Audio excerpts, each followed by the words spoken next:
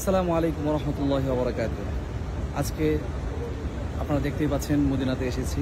তো মদিনাতে আসার পর আমার সবচাইতে বেশিটা যেটা মনে হয়েছে যে আমাদের 2024-এ গণ আন্দোলনের ছাত্র আন্দোলনের পরে যে স্বাধীনতা এসেছে, এই স্বাধীনতার যারা শহীদ হয়েছেন সবার প্রতি শ্রদ্ধা এবং তাদের সালাম নবীজির রওজায় পৌঁছে দেওয়ার একটা কর্তব্য করা উচিত আমার।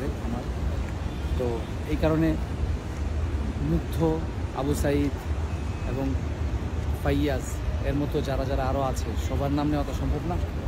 সবার প্রতি ভালোবাসা রেখে নবীজির রওজাতে তাদের সালাম পৌঁছে দিচ্ছি। আল্লাহ তাআলা যেন তাদের সবাইকে শহীদি মর্যাদা দান করেন এবং তাদের কবরকে জান্নাতের বাগিচা বানিয়ে দেন। এবং সেই সাথে শ্রদ্ধাভরে স্মরণ করছি যারা এই আন্দোলনে আহত হয়েছেন এবং গুরুতরভাবে এখনও